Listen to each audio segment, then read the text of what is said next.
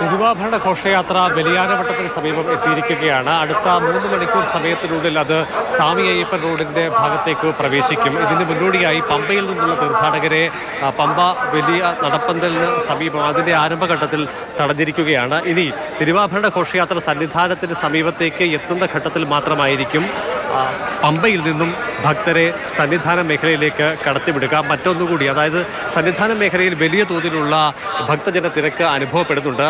വളരെ ചുരുങ്ങിയ പരിമിതമായ സ്ഥലം മാത്രമാണ് അവിടെ നിലവിൽ അവൈലബിൾ ആയിട്ടുള്ളത്. അതുകൊണ്ട് തന്നെ അവിടെ കൊള്ളാവുന്നതിൽ പരമാവധി ആളുകൾ ഇപ്പോൾ തന്നെ ഉണ്ട് എന്നതിനാൽ കൂടുതൽ ആളുകൾ സന്നിധാനം വിട്ട് പമ്പ മേഖലയിലേക്ക് വരുന്ന മുറയ്ക്ക് കൂടിയായിരിക്കും ഇവിടെ നിന്നുള്ള ഭക്തരെ കടത്തിവിടുക. അതേസമയം തന്നെ നേരത്തെ തന്നെ അറിയിച്ചിരുന്നു 12:30 കൂടി പമ്പയിൽ നിന്നും സന്നിധാനത്തേക്കുള്ള ഭക്തരെ തടയും എന്നുള്ളത്.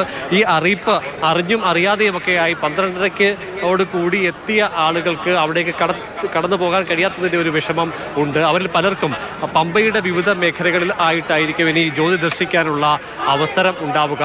ഒരു മണി 2 മണിയോട് കൂടി ഒക്കെ തന്നെ ഈ മേഖലയിലേക്ക് കൂടുതൽ ആളുകൾ എത്തിച്ചേരും. പമ്പയിൽ നമ്മൾ ഈ ദൃശ്യങ്ങൾ കാണുന്ന ഭാഗത്തെ കൽക്കെട്ടുകളുടെ മുകളിൽ അടക്കം മുൻവർഷങ്ങളിൽ ആളുകൾ വന്ന് നേരത്തെ തന്നെ സ്ഥാനം പിടിച്ച് മകരവിളക്ക് കാണാൻ വേണ്ടിയുള്ള കാത്തിരിപ്പിലായിരുന്നു. അപ്പം തന്നെ ഹിൽ ടോപ്പിൽ പാർക്കിംഗ് പരിപൂർണമായി ഒഴിവാക്കിയിട്ടുണ്ട്. 8000-നടുത്ത് ആളുകൾക്ക് അവിടെ മകരവിളക്ക് കാണുന്നതിനുള്ള സൗകര്യം ഒരുക്കിയിട്ടുണ്ട്. പ്രത്യേക ബാരിക്കേഡ് തീർത്തിട്ടുണ്ട് സുരക്ഷയ്ക്കായി. മുൻ വർഷങ്ങളിൽ, അതായത് മുൻപ് ഒരു വലിയ അപകടമുണ്ടായി എന്നതിൻ്റെ ആ ഒരു പശ്ചാത്തലത്തിൽ ദീർഘകാലം ആ മേഖലയിലേക്ക് ആളുകളെ കടത്തിവിടാതിരിക്കുകയായിരുന്നു. പക്ഷേ സുരക്ഷാ മുൻകരുതലുകൾ ഉറപ്പാക്കിയ ശേഷം ഇപ്പോൾ പമ്പ മേഖലയിൽ അടക്കം മുൻകൂർ നിശ്ചയിച്ചിട്ടുള്ള സ്ഥലങ്ങളിൽ മാത്രമായി ആളുകൾക്ക് മകരജ്യോതി കാണുന്നതിനുള്ള ക്രമീകരണം ഏർപ്പെടുത്തിയിട്ടുണ്ട്. അതേസമയം തന്നെ മറ്റ് ഇടങ്ങളിലും പോലീസ് അനുവദിക്കുന്ന സ്ഥലങ്ങളിൽ മാത്രമായി മറ്റ് ഇടങ്ങളിൽ നിന്നുള്ള ആളുകൾക്കും ദർശന സൗകര്യമുണ്ട്.